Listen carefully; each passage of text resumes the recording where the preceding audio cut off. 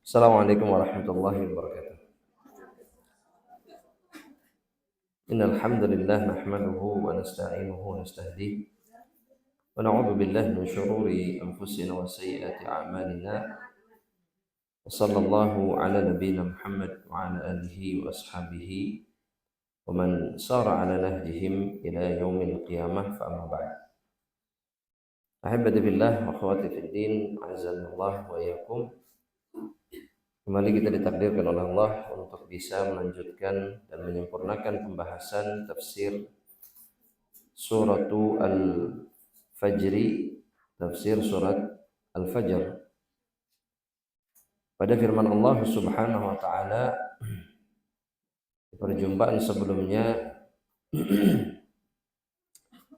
allati lam yukhlaq mithluha fil bilad, di mana Allah Subhanahu wa taala menceritakan tentang kaum 'Ad.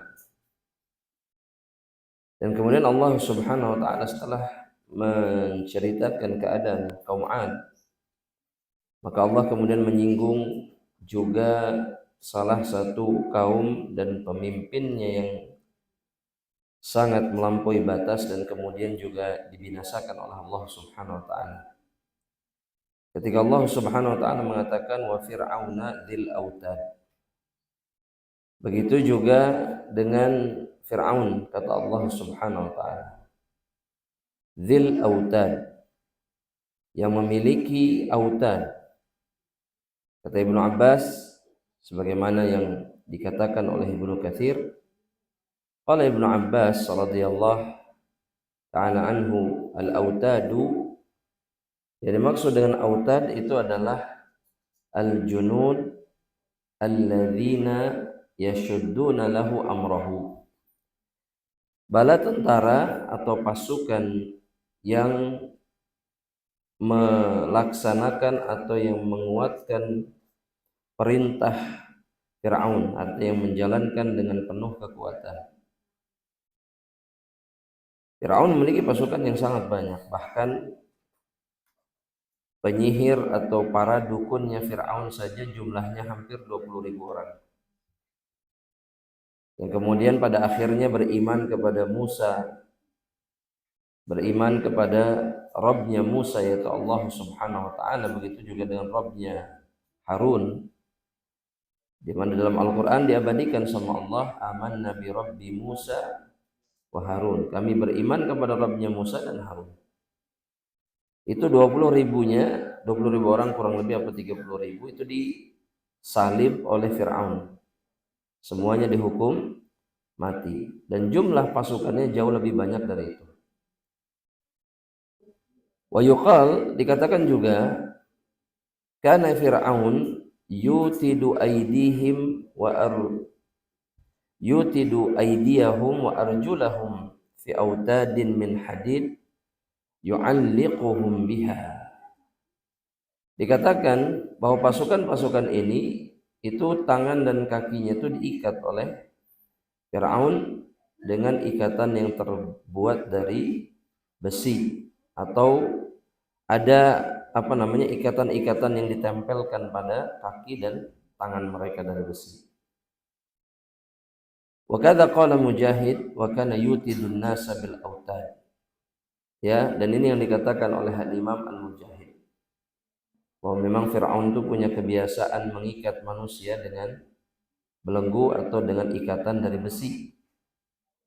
Ini kebiasaan Fir'aun, ya, karena teramat sangat zalimnya Fir'aun terhadap rakyat dan juga orang-orang yang ada di sekelilingnya. Kata Imam Ibnu Katsir, hakadza qala Sa'id bin Jubair Al-Hasan was-Suddi. Ini yang dikatakan juga oleh Sa'id bin Jubair, kemudian dikatakan juga oleh Al-Hasan Al-Basri, dikatakan juga oleh Imam As-Suddi. Allah kemudian mengatakan, ya, Allah Ta'ala berfirman kemudian, alladzina taghaw fil bilad. Fir'aun dan pasukannya ini taghaw. Perlu kita ingat dan perlu dicatat juga, ya, bahwa makna kata togho ya dalam bahasa Arab, togho ya, kata dasarnya itu togho, itu artinya adalah tajawaza al-had. Tajawaza al-had. Togho itu adalah ketika sesuatu apapun itu ya, melampaui batasnya, melampaui batas, baik manusia, baik apapun. Bahkan Allah Subhanahu wa taala ketika menceritakan tentang air air banjir pada masa Nabi Nuh, Allah mengatakan falamma taghal ma'a hamalnahum fil jariyah. Ketika airnya melampaui batas, meluap, maka kami bawa mereka yakni Nuh dengan yang beriman kepada dirinya fil jariyah.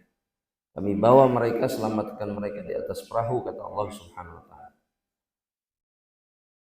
Jadi melampaui batas. Itu sebabnya kenapa taghut disebut taghut. Ya, sosok-sosok yang disebut taghut dinamai dengan taghut, kenapa? Tajawazu al-had, mereka melampaui batasnya. Ya.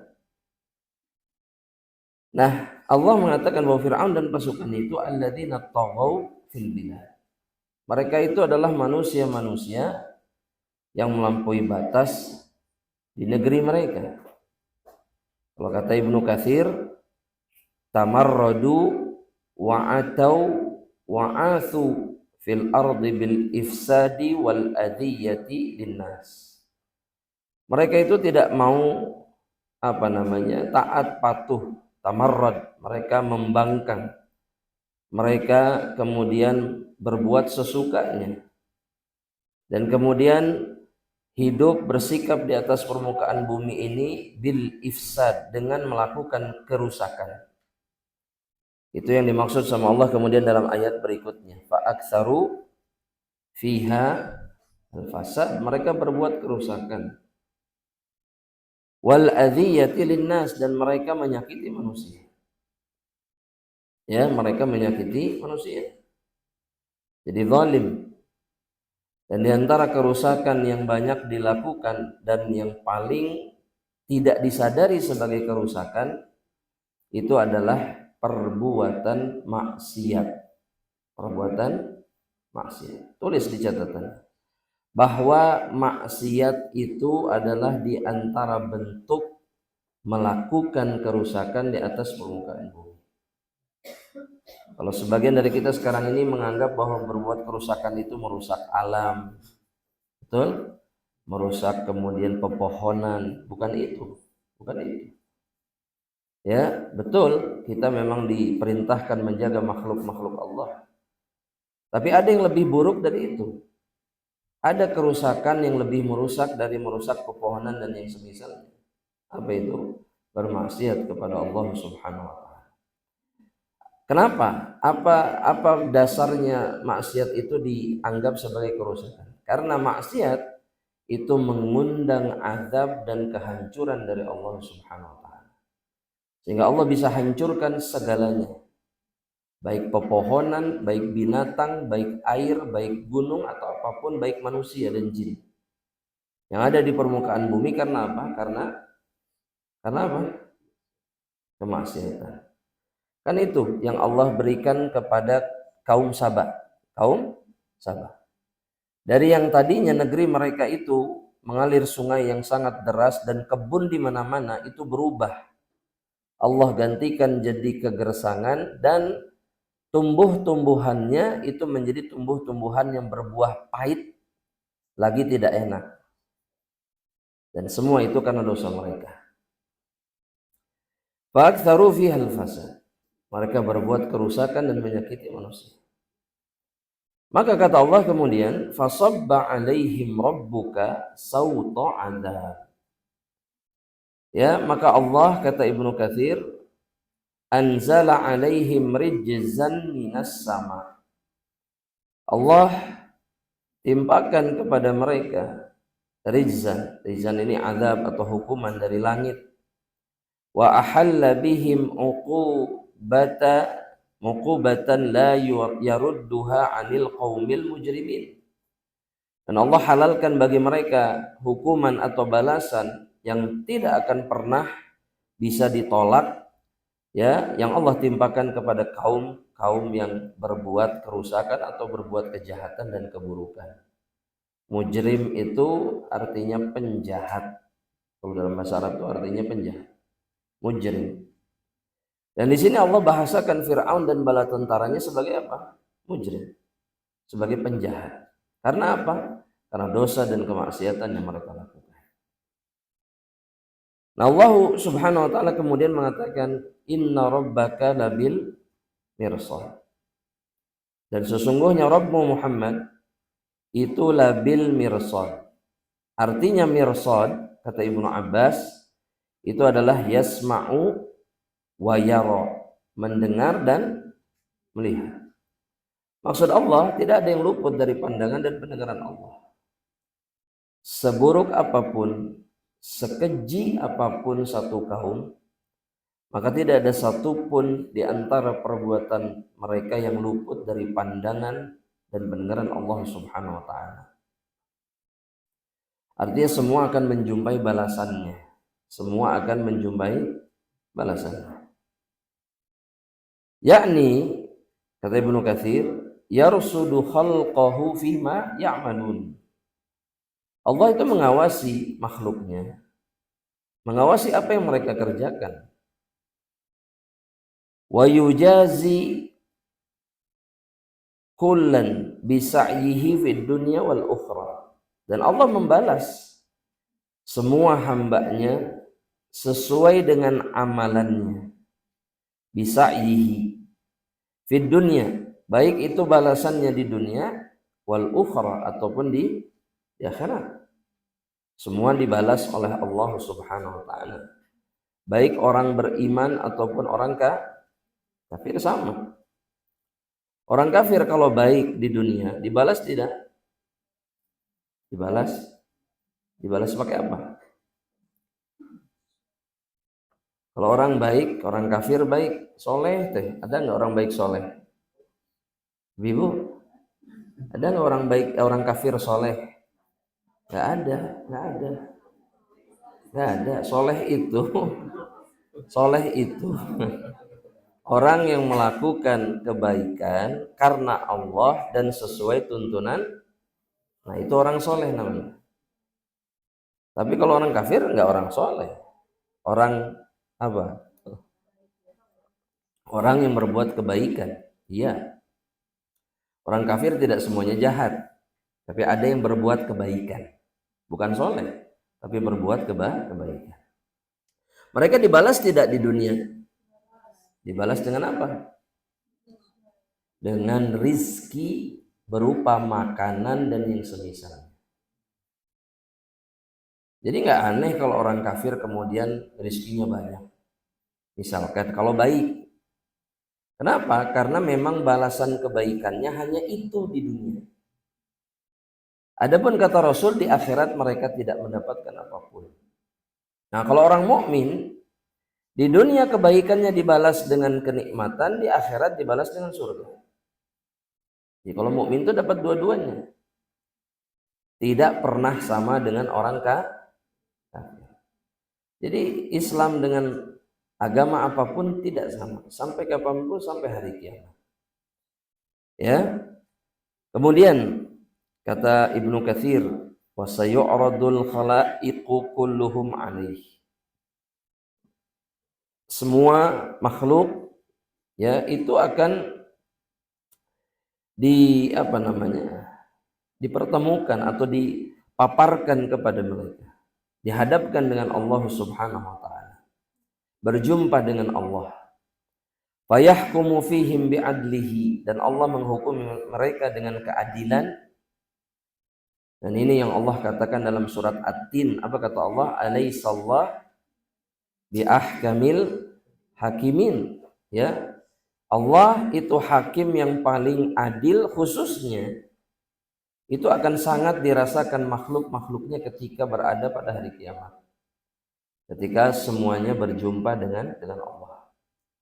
Sebagaimana dikatakan dalam hadis sahih riwayat Imam Bukhari dan Muslim, ketika Nabi mengatakan bahwa setiap dari kita itu akan berjumpa dengan Allah, laisa bainahu wa bainahu turjuman. Tidak ada penterjemah antara dirinya dengan Allah Subhanahu wa taala. Untuk apa? Untuk diadili sama Allah. Untuk diadili sama Allah Subhanahu wa taala. Wa yuqabilu kullan bima yastahiquhu. Dan setiap hamba itu akan menjumpai balasan yang berhak dia dapatkan. Wa huwal munazzah 'anil zulmi wal jur. Dan Allah lah yang disucikan, yang bersih dari kezaliman dan perbuatan melampaui batas. Ya, sehingga orang kafir sekalipun akan diadili dengan penuh keadilan. Nah, kemudian Allah Jalla Jalaluhu mengingatkan kita semuanya tentang hakikat manusia. Ya, Allah mengatakan begini, fa'ammal insan idza mabtalahu rabbuhu. Adapun manusia itu sifatnya, kata Allah, jika tidak diuji sama Allah, mabtalahu rabbuhu, Allah enggak timpakan musibah, fa'akramahu, dan Allah muliakan dirinya, wa na'amahu, dan Allah berikan kenikmatan kepada dirinya, fayaqul, maka dia akan mengatakan, Rabbi akraman, ya, bahwa Rabbku telah memuliakan diriku. Ini sifat manusia. Ini harus diperhatikan. Yang pertama, jika tidak ada musibah, tidak terasa diuji. Yang kedua, jika diberikan kemuliaan berupa kedudukan atau yang semisalnya. Yang ketiga, kalau dikasih kenikmatan, maka dia akan mengatakan, pasti mengatakan apa? Allah, Rabb saya memuliakan saya. Ya, ini semua tiga perkara yang disebutkan sama Allah itu diantara kenikmatan dunia. Betul? Jadi mereka menjadikan kenikmatan dunia itu sebagai acuan bahwa Allah memuliakan seorang hamba. Kemudian Allah mengatakan, wa amma idza mabtalahu. Adapun apa Ibu? Ibu, jika Allah menguji, faqadara alaihi rizqahu, Allah membatasi rizkinya, ya, fayaqul, maka dia akan mengatakan, Rabbi ahanan. Apa artinya? Rabbku menghinakan diriku. Sadar tidak sadar, ini yang muncul dari mulut setiap hamba Allah kalau sedang diuji sama Allah. Khususnya jika apa Ibu? Jika Allah batasi rizki. Wah, Allah sedang menghinakan saya. Maksudnya sedang lagi nggak nganggep saya nih sama sekali, nggak pedulikan saya. Allah nggak sayang sama saya. Kenapa? Karena dia merasa bahwa rizki itu adalah tolak ukur kasih sayang Allah Subhanahu wa ta'ala. Padahal jawabannya apa? Dunia bukan tanda cinta. Dan ini harus diingat sampai kapanpun oleh setiap hamba Allah, siapapun dia. Oh, dunia tidak pernah Allah jadikan sebagai tanda cinta kepada hambanya.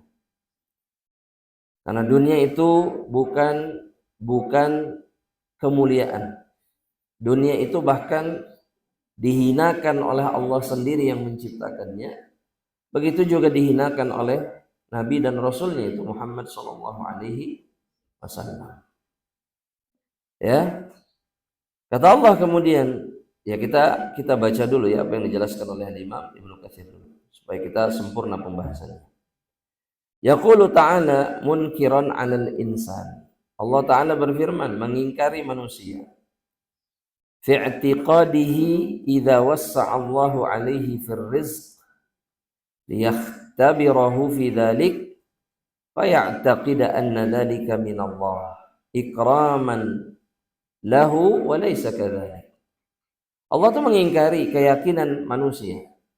Jika Allah lapangkan rizkinya, Ya, Allah kemudian sebetulnya uji dia dengan harta itu atau rezeki tersebut.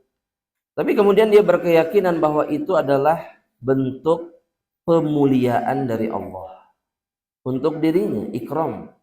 Allah memuliakan dirinya dengan itu. Kata Ibnu Katsir, "Walaisa kadzalik." Padahal enggak seperti itu kata beliau. Bal huwa ibtila wa imtihan. Padahal dunia itu, rizki yang dilapangkan itu adalah ujian dan musibah. Dan musibah sebetulnya. Bala itu ujian, musibah. Ya, kama qala ta'ala, sebagaimana yang difirmankan sama Allah dalam surat Al-Mu'minun ayat yang ke-55. Begitu juga ayat yang ke-56. Ketika Allah Subhanahu wa taala mengatakan, ini Allah itu sedang bercerita, sedang menceritakan tentang kaum-kaum yang luar biasa makmurnya, luar biasa menggenggam dunianya, tapi kemudian ingkar kepada Allah. Ya, mereka kufur sama Allah. Kata Allah, ayah sabun, apakah mereka mengira annama numidduhum bihi min malin wa banin?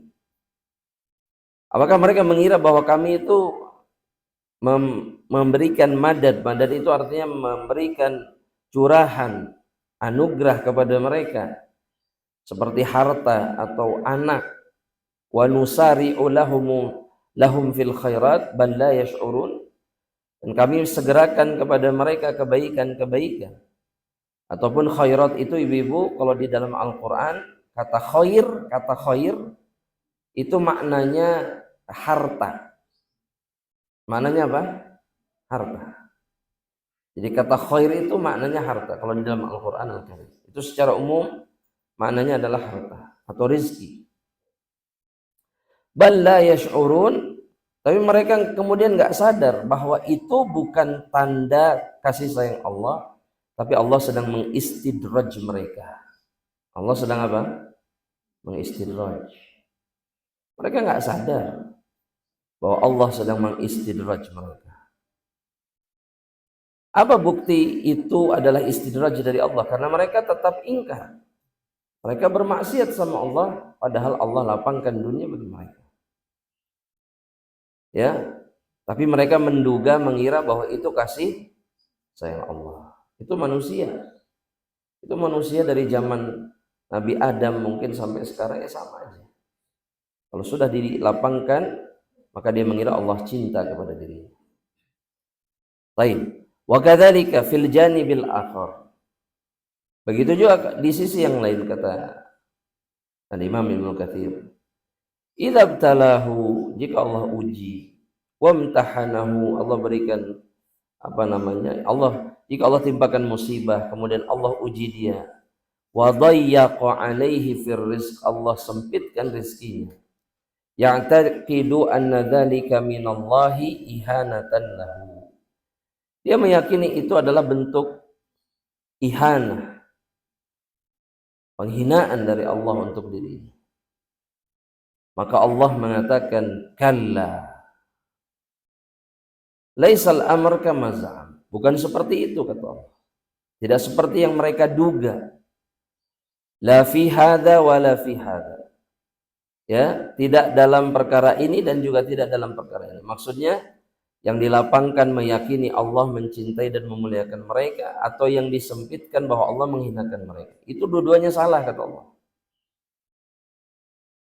Kata Ibnu Katsir rahimahullah, fa innallah, sesungguhnya Allah yu'til mala man yuhib wa man la yuhib.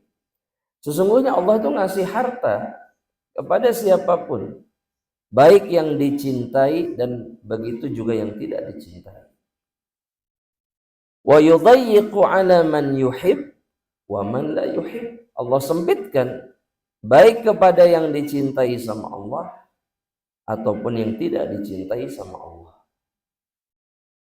Jadi semuanya sama, tidak ada bedanya. Ya, tidak ada bedanya. Karena semuanya diperlakukan sama Allah dalam perkara dunia. Wa innamal madar fi dzalika 'ala ta'atillah fi kullin minal halaini. Sesungguhnya letak kemuliaan atau tidak mulianya itu adalah berdasarkan ketaatan kepada Allah dalam dua keadaan atau dalam setiap keadaan dari dua keadaan tersebut. Maksudnya, kata Ibnu Katsir, idza kana ghaniyan, jika dia ghani itu apa? Kaya, maksudnya berlebih rizkinya. Ya, sehingga dia merasa cukup. Sebetulnya kata ghani itu dari kata itu. Ghani itu artinya cukup. Nah, orang kalau berlebih hartanya, secara umum dia merasa cukup. Ya, nggak merasa kekurangan. Makanya disebut ghani. Bi an yashkurallah ala dzalik. Kalau dia kaya, dicukupi, berlebih sama Allah, dikasih rezeki, maka yang harus dia lakukan adalah bersyukur atas perkara itu. Itu yang membedakan. Wa idza kana faqiran bi an yasbira. Dan jika fakir, maka hendaknya dia bersabar. Mana yang lebih sulit? Banyak bersyukur atau sedikit bersabar? Terjadi khilaf. Baik. Kalau pertanyaannya dirubah, mana yang lebih baik? Yang banyak bersyukur atau yang sedikit bersabar? Tergantung juga. Maka para ulama mengatakan begini, Ibu. Para ulama mengatakan begini. Ya, ini bisa saja, ini bukan kesepakatan para ulama, tapi banyak ulama yang mengatakan seperti ini. Yang lebih sulit dan yang lebih baik adalah yang banyak kemudian bersyukur. Kenapa? Karena ujian yang jauh lebih berat dari kefakiran itu adalah kekayaan. Karena kekayaan itu jauh lebih membutakan hati dan lebih menjauhkan seseorang dari Allah. Tapi kalau orang fakir, yang dia ingat sepanjang harinya siapa? Allah. Kalau dia beriman, betul nggak ini? Iya. Minta terus nggak sama Allah kalau fakir? Iya, ya Allah tolong. Itu dia ingat sama Allah. Tapi kalau diberikan rezeki yang berlimpah, maka dia yang akan dia lupakan dan yang paling dia lupakan itu adalah Allah yang memberikan rezeki kepada dirinya. Makanya Rasul nggak takut dalam hadis sahih riwayat Imam Bukhari ini. Kata Rasul, mal faqru akhsha alaikum. Saya tidak takut kalian fakir. Saya nggak takut kalian fakir. Tapi yang saya khawatirkan, kata Nabi, apa? Antub satolakumud dunya. Tapi kemudian Allah lapangkan dunia bagi kalian sehingga mudah dapat rezeki. Kalian akan berlomba-lomba seperti orang-orang Yahudi dulu berlomba-lomba Bani Israel. Maka mereka kemudian binasa. Ya, mereka binasa karena itu, dan perkara itu pula yang akan membinasakan kalian, kata Rasulullah. Ya. Jadi yang lebih sulit itu sebetulnya banyak bersyukur. Wallahu ta'ala alam bishawab. Nah, Allah kemudian mengatakan begini. Ya, bal la tukrimuna al-yatim. Ya. Allah seakan ingin menegaskan ya kepada yang mengatakan tadi itu kalau dapat rizki nggak diuji, mereka mengatakan, oh Allah muliakan saya. Kalau lagi susah, Allah bilang Allah hinakan saya. Kata Allah, gimana kalian bisa mengatakan hal seperti itu padahal inilah hakikat kalian yang sebenarnya. Balla tukrimunal yatim. Kalian itu gak pernah memuliakan anak yatim. Ya. Maksudnya kalian gak melakukan ketaatan sama Allah. Di sini Allah menyebutkan anak yatim. Ya, di antara hikmahnya, karena anak yatim itu adalah sosok-sosok yang diperintahkan sama Allah untuk dijaga, untuk disantuni, untuk dilindungi. Tapi kemudian manusia itu kalau Allah lapangkan rizkinya, maka anak-anak yatim ini tidak pernah masuk ke dalam perhatian mereka sedikit pun. Ya, disebutkan anak yatim Dan anak yatim itu yang paling membutuhkan bantuan dan pertolongan. Dan Islam itu sangat memerintahkan kita untuk mengurusi anak yatim. Ya. Dan yatim itu man faqada abahu. Anak yatim itu adalah yang kehilangan ayahnya. Walam yablugh, dan dia belum baligh. Kalau sudah baligh bukan anak yatim. Ya kalau mau begitu kita semua anak yatim yang kehilangan bapaknya. Sudah mau 50 tahun anak yatim, nah, sudah bisa. Ini nggak masuk ya. Belum balik disebut anak yatim. Ya. Kata Ibnu Katsir begini, Ibu. Fihi amrun bil ikrami lahu. Dalam ayat ini ada isyarat dari Allah bahwa semestinya orang itu memuliakan anak yatim. Allah cela yang tidak memuliakan mereka, Allah cela. Ya. Dan yang mulia dan yang dimuliakan sama Allah itu yang memuliakan anak yatim.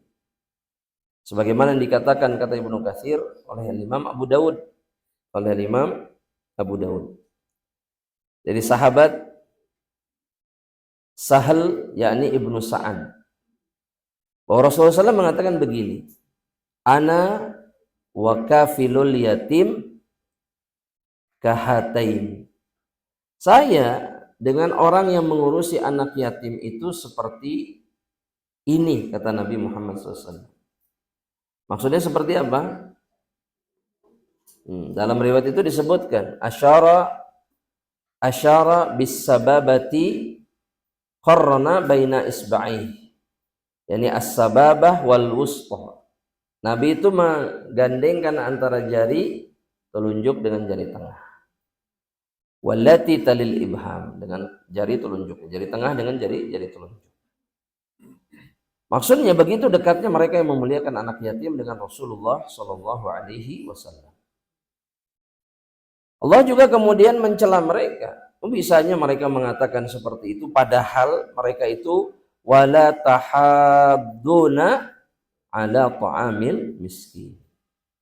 Mereka pun nggak pernah saling memerintahkan satu sama lain untuk berbuat baik kepada orang-orang fakir dan juga orang-orang miskin dengan cara apa? Memberikan makan kepada mereka.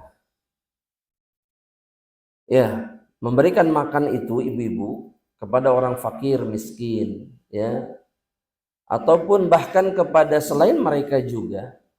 Itu diantara amalan yang fadilahnya sangat luar biasa. Nah, saya minta ibu-ibu menyebutkan apa keutamaan ngasih makan orang lain, khususnya mereka-mereka yang sangat membutuhkan. Apa fadilahnya?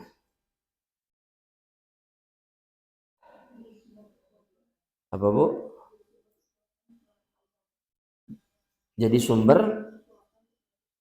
untuk melakukan ibadah. Maksud saya balasan dari Allahnya apa? Bagi mereka yang ngasih makan sama orang lain.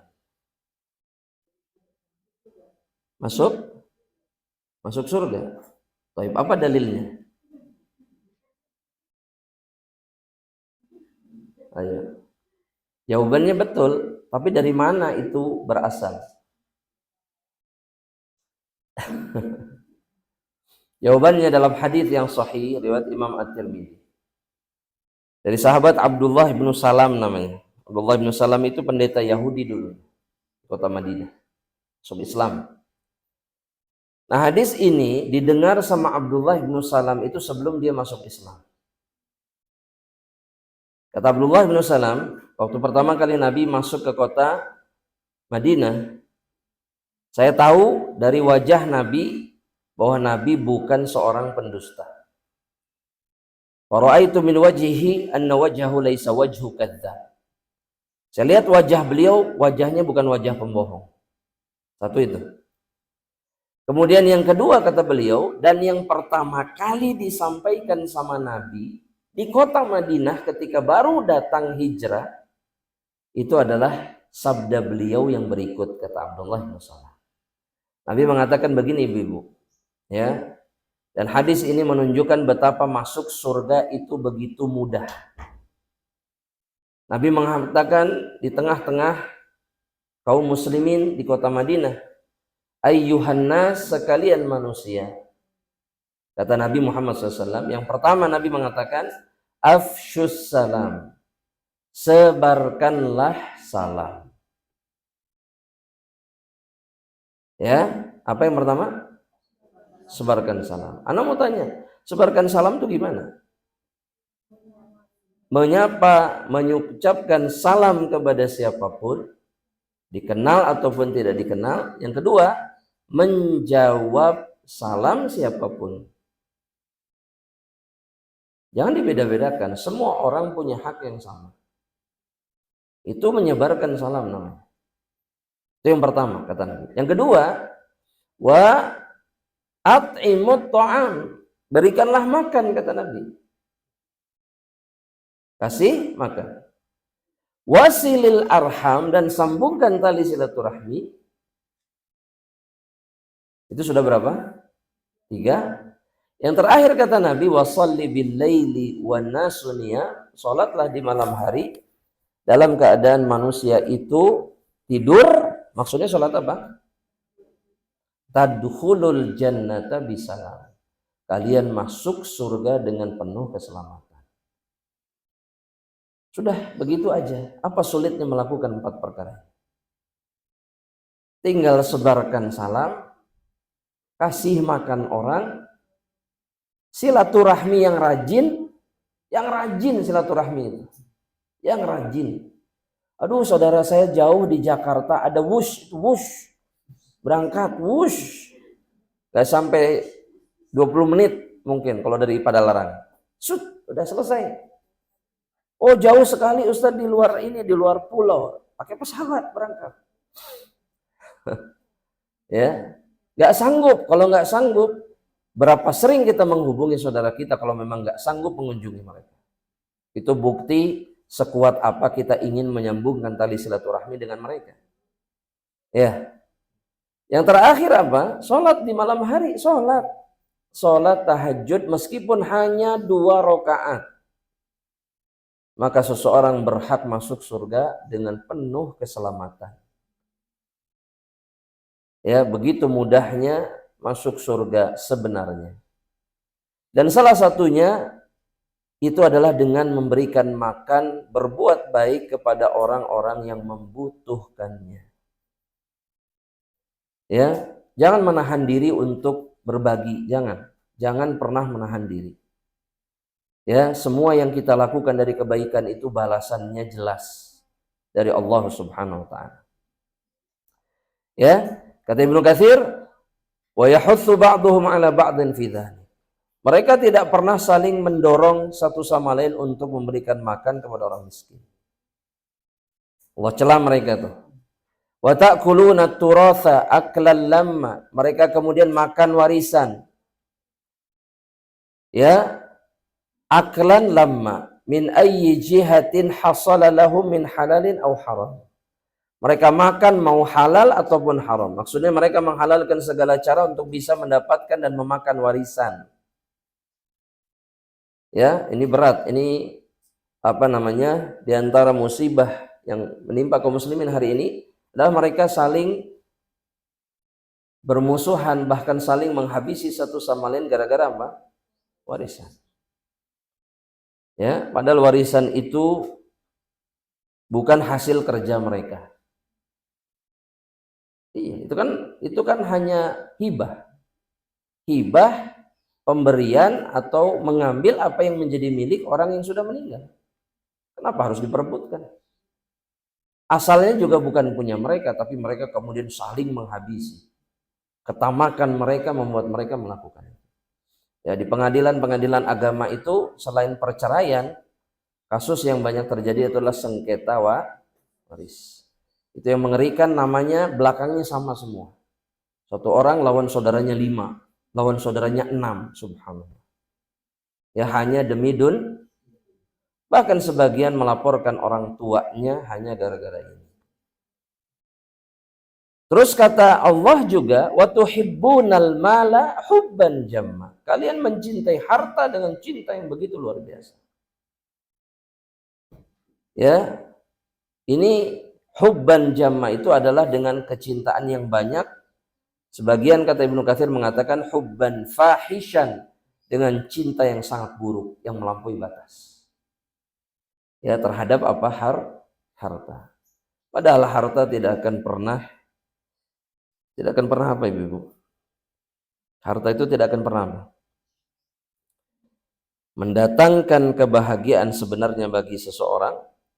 Yang kedua, harta itu tidak akan pernah menyelamatkan kita di dunia dan juga di akhirat, kalau dia tidak pernah digunakan di jalan Allah.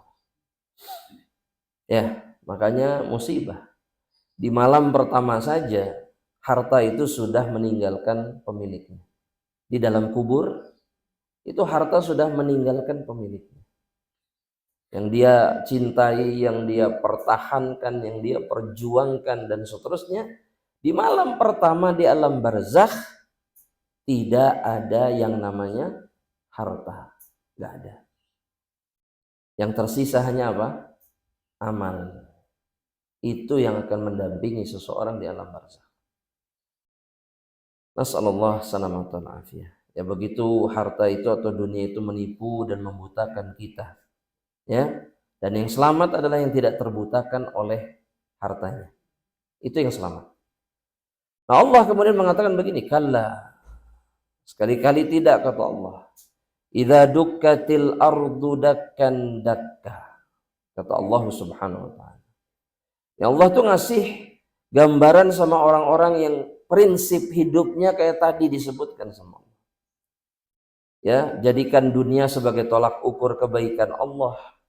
Kalau nggak ada, Allah dianggap menyakiti mereka, menghinakan mereka. Padahal mereka tidak pernah beramal soleh, tidak pernah menggunakan hartanya di jalan Allah Subhanahu wa taala. Nah, nanti Allah ingin memberikan gambaran nanti kalau sudah Allah dukkatil ardu dakkan dakka. Ya. Ini kata Ibnu Katsir, yukhbiru ta'ala amma yaqa'u yaumal qiyamah minal ahwalil 'azim. Allah ini sedang mengabarkan tentang kejadian-kejadian yang agung, yang besar pada hari kiamat. Ya, kalla, kata Allah, haqqan, sungguh, kata Allah, idza dukkatil ardu dakkan dakka. Ya, jika bumi ini sama Allah diratakan, gunung apapun yang ada di atasnya jadi rata semuanya. Wa qamal khalaiqu min quburihim li rabbihim. Dan setelah itu, kalau sudah rata, sudah jadi tanah lapang, satu dataran saja. Jadi kalau mau bicara bumi itu datar nanti pada hari kiamat, Allah datarkan semuanya. Tapi kalau belum kiamat, bumi masih apa? Masih apa ibu-ibu? Iya, saya kabarkan ya. Ini bukan membahas itu. Cuman kata ahli fisika itu, salah satunya mungkin ibu-ibu kenal, ada yang jadi ustadz juga di Bandung. Ya, Ustadz Andi itu bilang, perkataan bumi itu datar itu bid'ah di dalam ilmu fisika. Iya, beliau ngomong itu bid'ah. Itu gak ada ahli fisika yang kemudian yang meyakini itu. Kalaupun ada, itu bid'ah. Itu gak pernah diyakini siapapun sebelumnya. Gitu. Jadi gambarannya jelas ya, insya Allah ya. Baik, sudah, kita lanjutkan dulu. Yang penting bukan itu. Yang penting adalah ketika Allah kemudian datarkan bumi itu berarti sudah hari kiamat. Dan di saat itu terjadi, Allah bangkitkan makhluk dari kuburan-kuburan mereka. Kata Ibnu Katsir, wa qamal khalaiqu min quburihim li rabbihim. Ya. Kemudian Allah makhluk itu Allah berdirikan, bangkit semua dari kuburan mereka untuk berjumpa dengan Rabb mereka. Wa jaa rabbuka, dan kemudian Rabbmu datang. Wahai Muhammad, pada saat itu, pada hari itu Rabbmu datang. Untuk apa? Kata Ibnu Katsir, li faslil qada'i baina khalqihi. Untuk melakukan pengadilan, menghukumi antara makhluknya. Wa dzalika ba'da ma yastashfi'una ilaihi bi sayyidi waladi Adam 'alal itlaq, yakni Muhammad sallallahu alaihi wasallam. Itu terjadi, Allah datang itu terjadi setelah seluruh makhluk, seluruh manusia yang ada di padang yang sama, di tanah yang sama pada saat itu, di dataran yang sama, itu minta syafaat kepada pemimpin anaknya Adam, yaitu Nabi Muhammad sallallahu alaihi wasallam. Ba'dama yas'aluna ulil azm minar rusul wahidan ba'da wahid. Setelah minta tolong sama ulul azmi dari kalangan rasul satu persatu. Siapa aja ibu-ibu ulul azmi itu?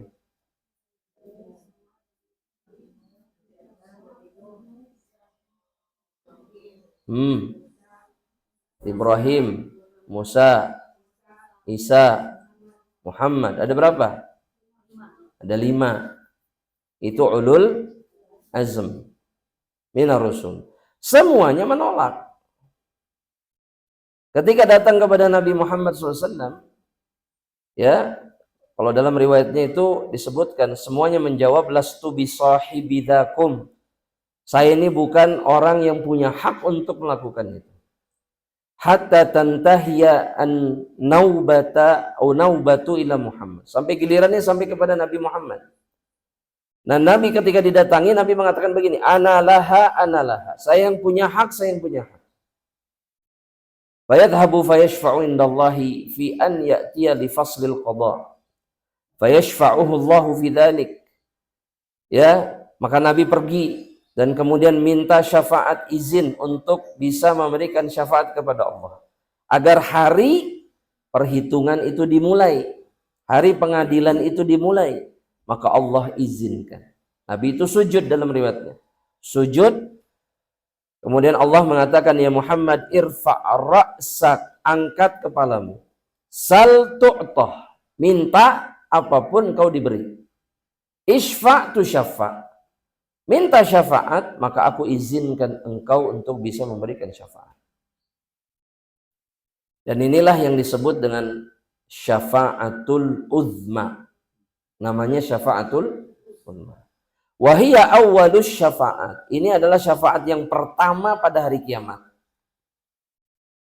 Ini pula yang disebut sama Allah al-maqam al-mahmud. Sering dengar kata ini? Di mana? Doa setelah azan, sebelum iqamah. Wa ba'athu maqaman mahmudanil ladzi wa'adtah. Innaka, enggak pakai innaka la tukhliful mi'ad. Kenapa Ustaz? Padahal sering kita dengar innaka la tukhliful mi'ad. Tambahan riwayat innaka la tukhliful mi'ad itu riwayatnya dhaif. Yang sahih hanya sampai wa ba'athu maqaman mahmudanil ladzi wa'adtah. Sehingga yang dhaif ini enggak bisa diamalkan. Sampai situ jelas insyaallah ya. Nah, itu juga yang Allah sebutkan di dalam surat Subhana. Nah, surat Subhana ini surat apa? Al-Isra. Ya, di mana Allah Subhanahu wa taala juga menegaskan bahwa Nabi Muhammad itu yang berhak mendapatkan maqaman mahmuda. Itu dalam surat Al-Isra ayat yang ke-79. Ketika Allah Subhanahu wa taala mengatakan kepada Nabi, "Wa minal laili fatahajjad bihi." Dan di malam hari kata Allah, tahajud. Ya, nafilatan laka, sebagai bentuk amalan sunnah, artinya tambahan amalan bagimu. Asa an yab'atsaka rabbuka maqaman mahmuda. Semoga mudah-mudahan Allah kemudian memberikan kepadamu maqaman mahmuda. Artinya kedudukan atau hak untuk minta kepada Allah agar Allah memulai hari perhitungan. Ya, setelah penantian panjang di padang mahsyar. Fayaji'ur Rabb ta'ala li faslil qada'i kama yasha. Allah kemudian datang ya untuk memberikan pengadilan kepada makhluk-makhluknya. Wal malaikatu yaji'una baina yadayhi sufufan. Dan para malaikat juga gitu datang bersama Allah baris berbaris, satu shaf demi shaf. Jadi rombongan ya menyertai kedatangan Allah Subhanahu wa taala. Waji'a yauma idzin bi jahannam. Pada hari itu juga didatangkan neraka jahanam. Ketika sudah mulai malaikat Allah datang, malaikat datang, Allah datangkan juga neraka jahanam. Sebagaimana diriwayatkan dalam riwayat Imam Muslim dari sahabat Abdullah bin Mas'ud. Ya, kata Rasulullah SAW, yu'ta bi jahannam yauma idzin laha sab'una alfa zimam. Pada hari itu didatangkan neraka jahanam, dan pada neraka itu ada 70.000 tali ikat. Ada berapa? Ma'akulli zimam, setiap tali ikat rantai itu sab'una alfa malak yajurrunaha. Ada 70.000 malaikat yang menarik tali itu. Dengan kata lain berarti ada 4,9 miliar malaikat yang menyeret dan membawa neraka Allah Subhanahu wa taala. Ini menunjukkan apa? Menunjukkan apa Ibu? Besarnya neraka, dan lebih dari itu ini menunjukkan betapa maha besarnya pencipta neraka dan seluruh makhluk yang ada di alam semesta ini. Jadi nerakanya saja harus diseret sama 4,9 miliar malaikat. Dan memang neraka itu jauh lebih besar dari surga. Betul nggak ini? Kenapa?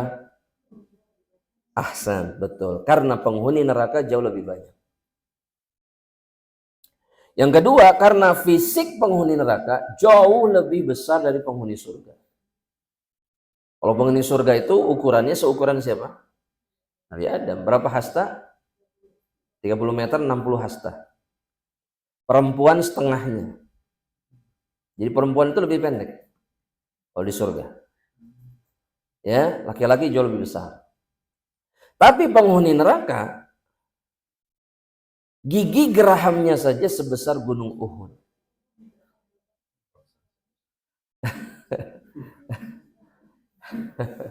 Ini baru gigi nih. Mungkin muncul pertanyaan, kenapa Ustaz kok gede-gede amat? Karena siksa neraka itu baru bisa menyiksa hamba Allah ketika ukurannya sebesar itu. Paham maksudnya? Kalau ukurannya lebih kecil, maka nggak ada yang sanggup untuk merasakan. Jadi masuk itu set hilang langsung. Tapi siksa neraka bisa jadi siksa itu ketika makhluknya sebesar itu. Barulah mereka akan merasakan pedihnya siksa di dalam neraka. Ya, sampai gosong kulitnya, sampai hancur isi perutnya, hancur sampai hilang daging-dagingnya. Itu kan kalau minum atau ditumpahkan api dari atas kepala itu tushar. Itu akan mencabik, meluluhkan, menghancurkan kulit dan isi perut.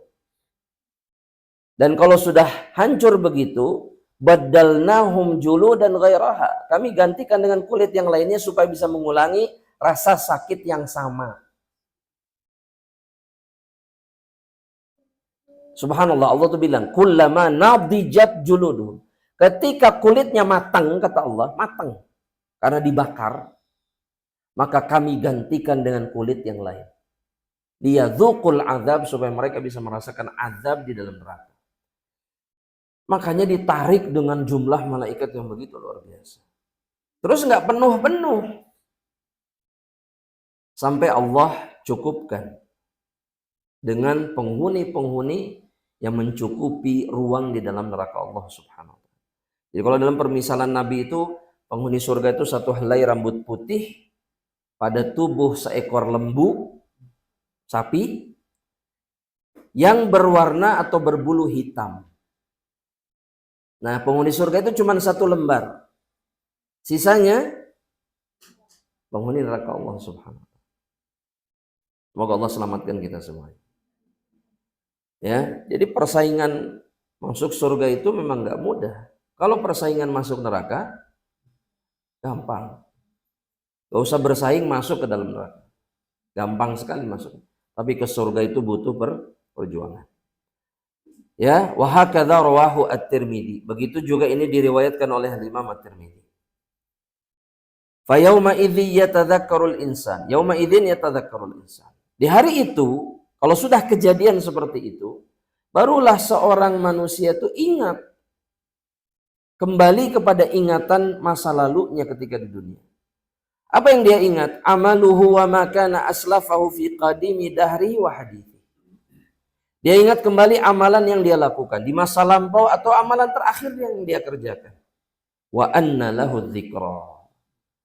Fa kaifa tanfa'u dzikra? Allah kemudian mengatakan, apa gunanya ingatan itu pada saat itu? Apa gunanya? Enggak ada.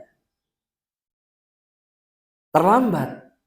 Kalau mau mikir, mau ingat, mengingat-ingat amalan di dunia, bukan ketika dibangkitkan pada hari kiamat. Allah mengatakan terlambat. Seakan Allah yang mengatakan, ya ngapain? Percuma. Mau ingat apa lagi? Sudah. Selesai. Gak ada gunanya mengingat masa lalu pada hari kiamat. Yaqulu ya laitani qaddamtu li hayati. Mereka mengatakan, aduh.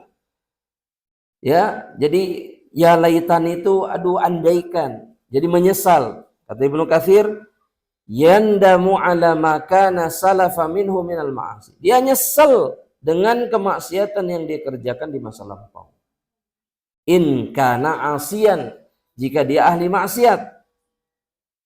Wa yawaddu law kana zdada minat ta'at in kana ta'ian. Kalau dia ahli ketaatan, orang soleh, maka dia berharap bisa menambah ketaatan. Ada satu hadis yang luar biasa yang disebutkan kemudian oleh Imam Ibnu Katsir. Ini diriwayatkan Imam Ahmad dalam musnadnya, ya. Ini gambaran bagi kita dan kita berharap kepada Allah ini bisa menyadarkan kita betapa amal kita itu teramat sangat sedikit. Ya, kenapa? Karena Rasul bilang begini. Seperti yang dikatakan diriwayatkan dari Muhammad ibnu Abi Umairah, ini sahabat Nabi. Bahwa Nabi Muhammad SAW bersabda begini, Ibu. Lau anna abdan, kalaulah seorang hamba, kharra ala wajhihi min yaumi wulida, dia sudah langsung bersujud dari hari pertama dilahirkan di dunia ini. Jadi baru brojol itu langsung sujud ibadah langsung. Ila an yamuta haraman fi ta'atillah, sampai dia diwafatkan dalam keadaan tua penuh ketaatan, mati di atas ketaatan kepada Allah, la haqirahu yaumal qiyamah, maka seluruh apa yang dia lakukan itu akan dia anggap hina, anggap remeh kalau sudah berada di hari kiamat. Kenapa? Dia merasa amalannya nggak cukup. Saya mau tanya sekarang, ada nggak di antara kita yang semenjak brojol langsung sholat? Nggak ada, subhanallah. Terus sepanjang hidup ibadah, ada nggak?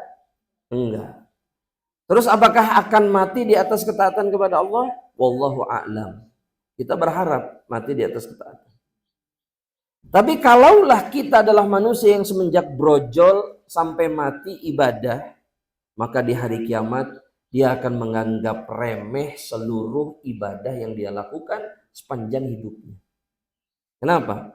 Lawadda annahu yuraddu ila dunya kaima yazdadu minal ajri was thawab.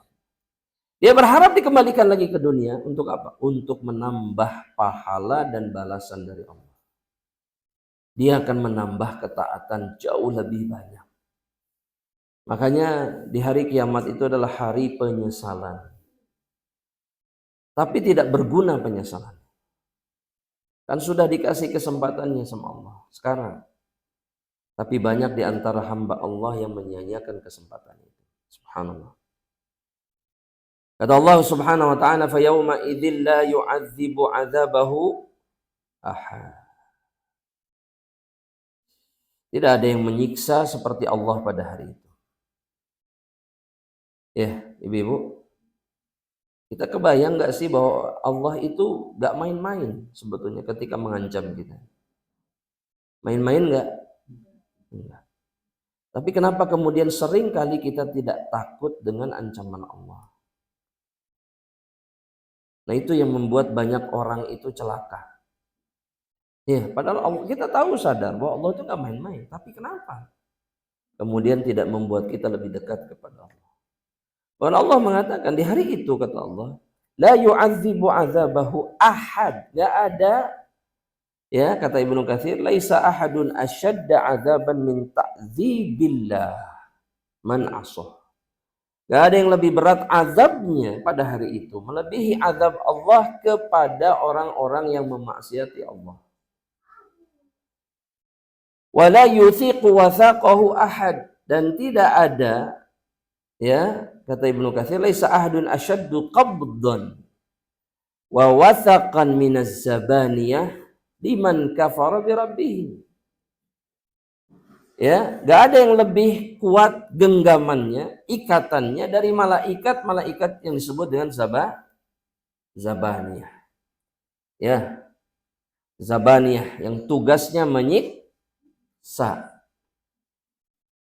Genggaman mereka, ikatan mereka bagi orang-orang yang kufur kepada Rabbnya. Liman kafara bi rabbih. Hadza fi haqqil mujrimin minal khalaiqi wadh dhalimin. Ini yang berhak didapatkan para penjahat, para pelaku kejahatan dari kalangan makhluk-makhluk. Ini yang berhak didapatkan oleh orang-orang yang zalim. Sebaliknya, adapun kata Ibnu Katsir, sebaliknya, ini dan sebagaimana yang disebutkan oleh Allah Subhanahu wa taala.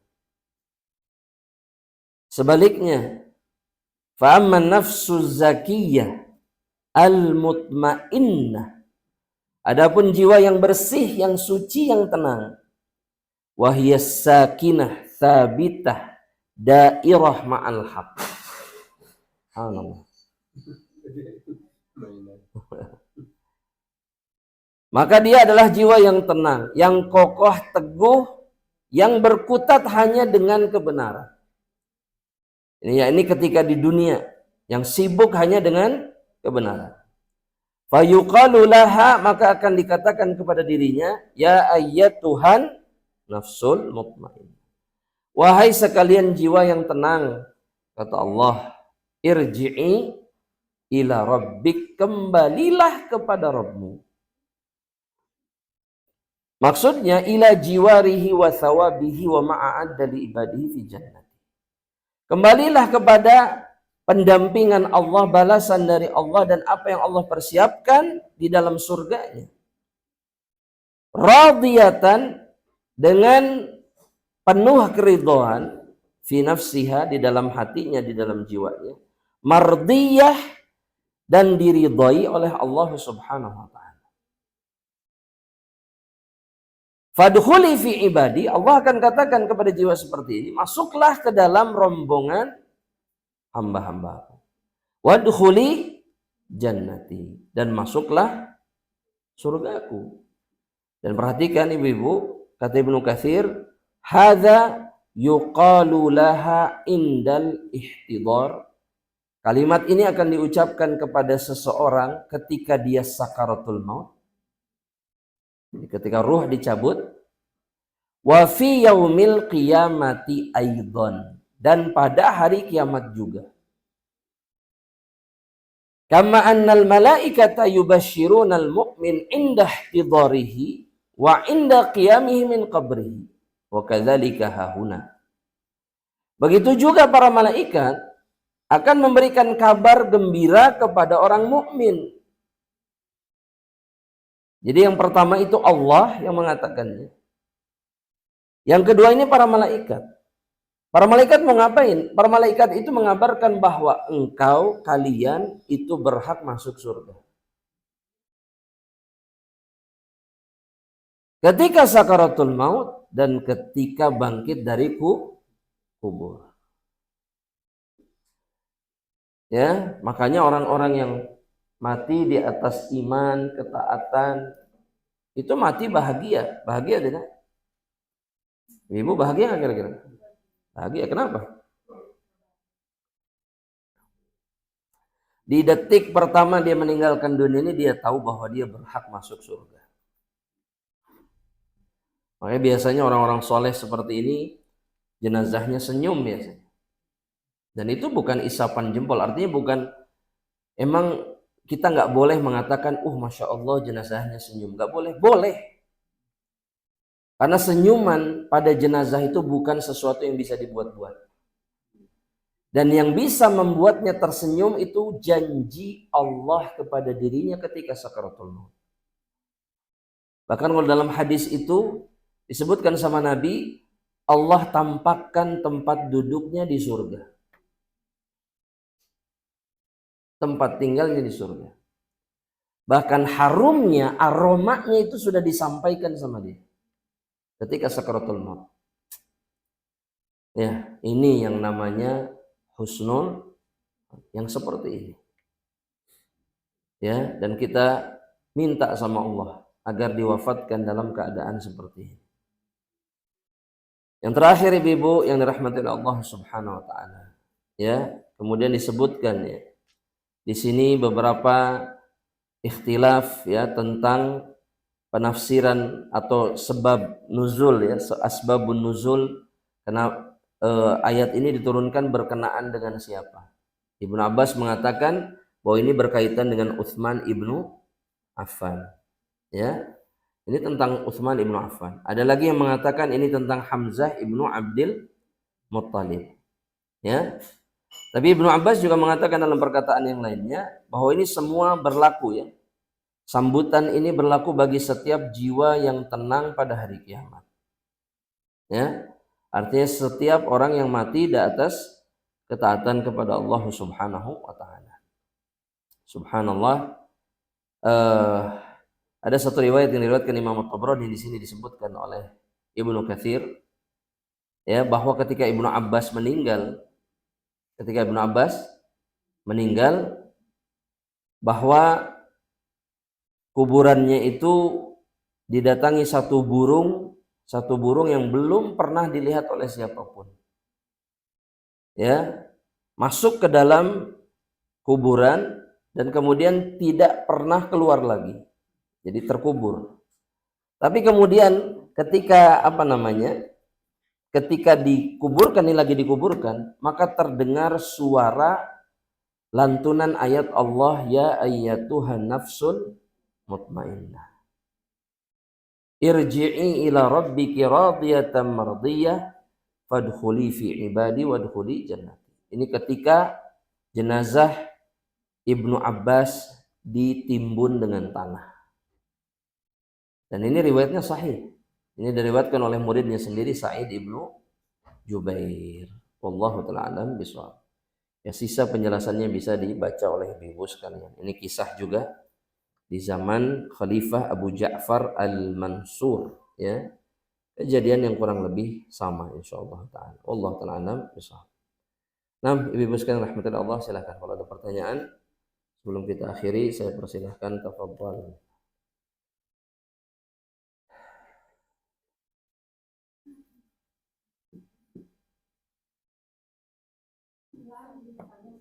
Silakan, Bu.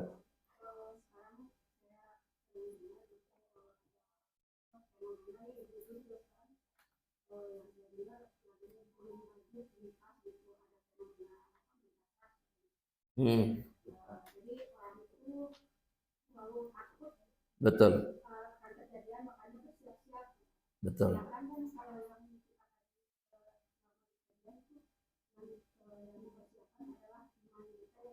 Betul. Betul.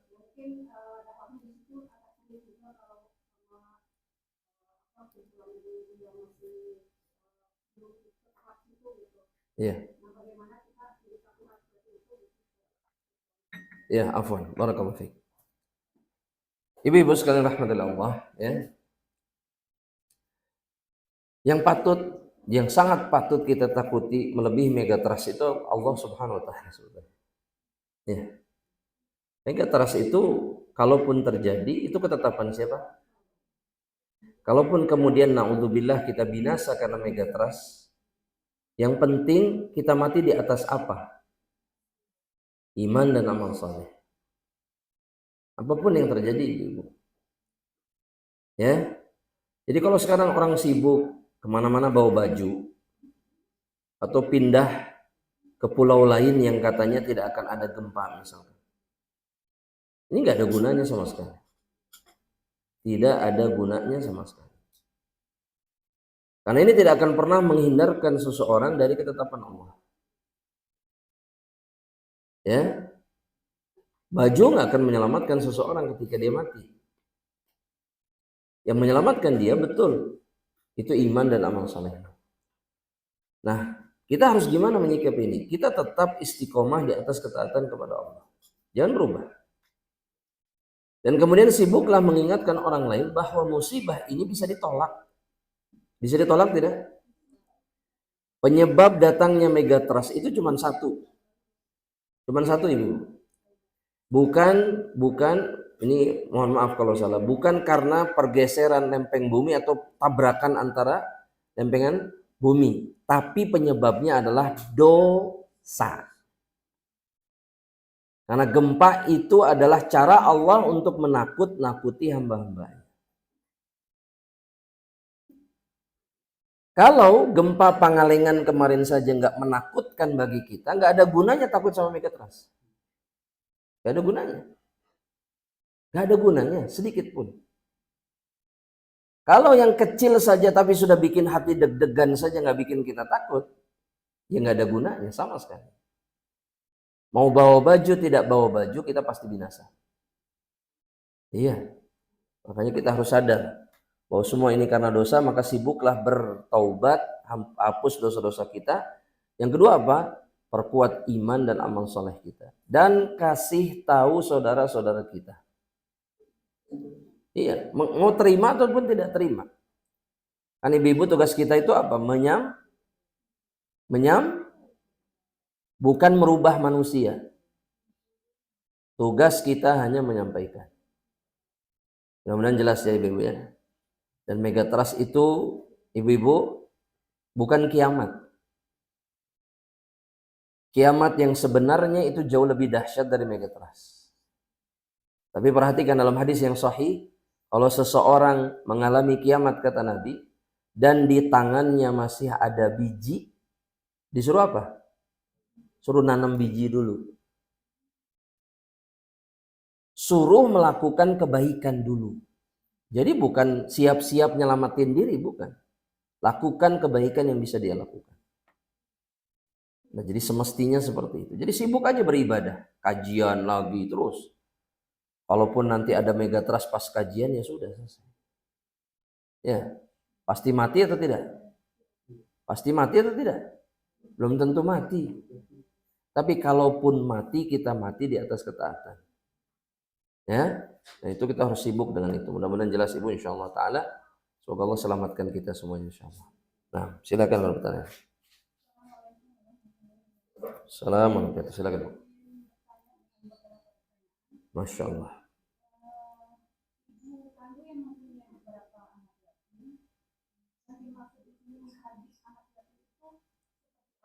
Nah, kadang-kadang keras. Ya.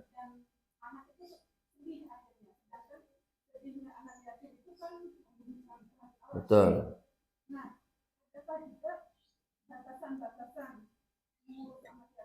Nah.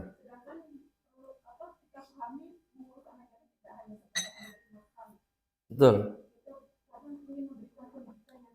Betul. Nah. Sahih. Barakallahu fiik. Yang pertama saya jawab dulu. Menghardik anak yatim itu adalah dengan merendahkan dirinya dan menyakiti perasaannya.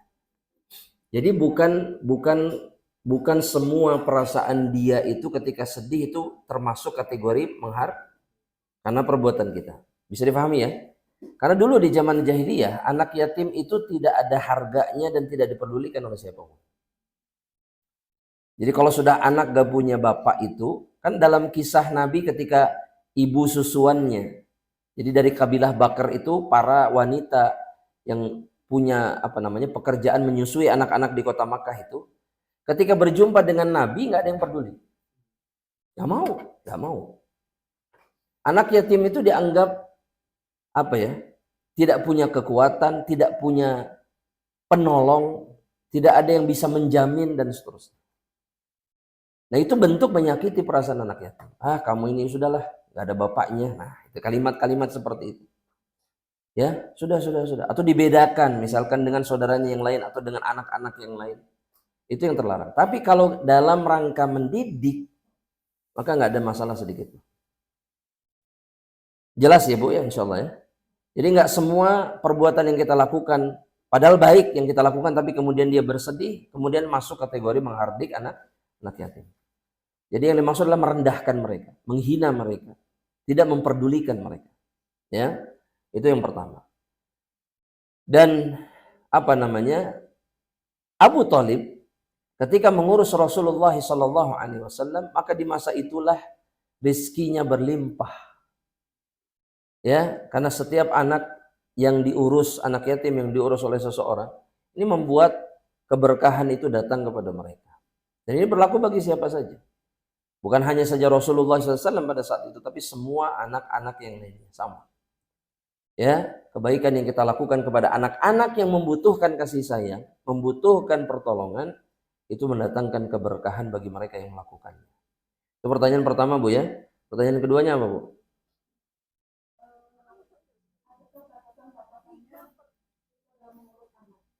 Batasan dalam mengurus? Batasannya yang sudah diingatkan sama Allah adalah jangan makan harta mereka.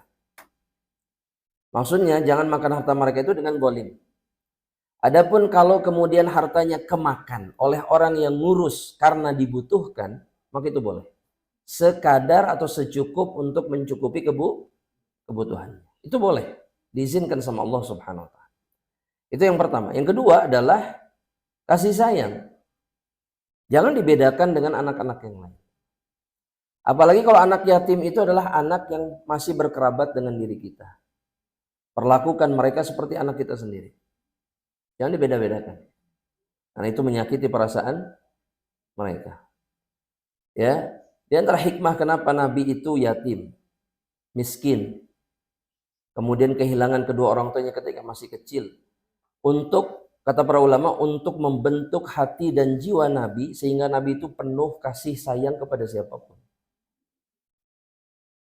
Ya, jadi beliau bisa merasakan SAW penderitaan orang lain. Kenapa? Karena pernah menderita.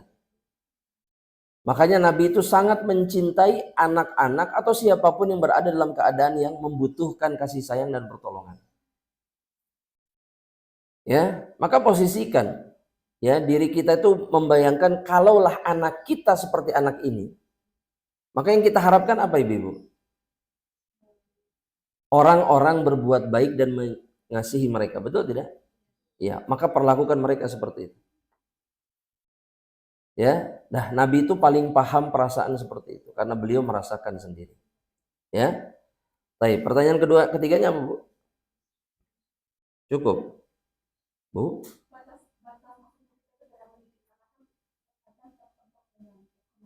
Betul.